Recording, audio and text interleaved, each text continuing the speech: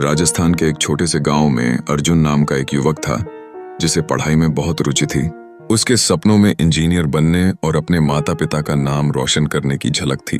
लेकिन गांव की आर्थिक स्थिति ने उसे कई चुनौतियों का सामना करने के लिए मजबूर किया। उसके पिता बस खेती करते थे और साल में एक बार ही फसल बेचकर परिवार की जरूरतों को पूरा कर पाते थे। अर्जुन बचपन से ही मेहनती था। दिन में वह पिताजी के साथ खेतों में काम कर अपनी जिम्मेदारियों को निभाता था और रात को लालटेन की रोशनी में पढ़ाई करता था। उसकी आंखों में बड़े सपने थे। उसने 10वीं और 12वीं कक्षा दोनों अच्छे अंकों से पास की, लेकिन अब इंजीनियरिंग प्रवेश परीक्षा की तैयारी के लिए उसके पास संसाधनों की कमी थी। कोचिंग की फीस या किताबों के पैसे नहीं होने के कारण उसने निराशा का सामना किया। लेकिन अर्जुन ने हार नहीं मानी। उसने गांव में पुरानी किताबें इकट्ठा की और इंटरनेट पर मुफ्त सामग्री पढ़ने लगा।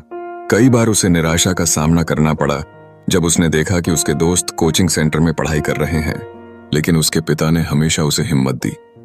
बेटा, डर छोड़ दे और मेहनत कर, सफलता तुम्हारे कदम चूमेगी।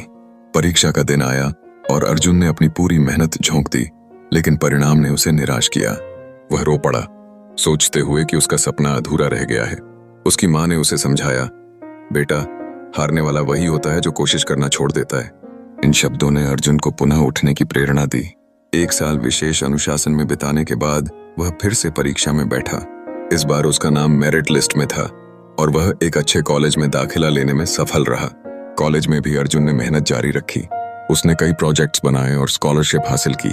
पढ़ाई खत्म होने के बाद उसे एक बड़ी कंपनी में नौकरी मिली।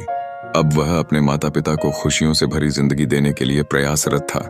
एक दिन गांव में बच्चों को संबोधित करते हुए उसने कहा, सपने देखना आसान है, लेकिन उन्हें पाने के लिए संघर्ष करना पड़ता है।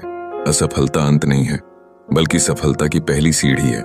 उसकी कहानी ने बच्चों को सिखाया कि यदि इरादे मजबूत हो तो मंजिल आसानी से मिलती है।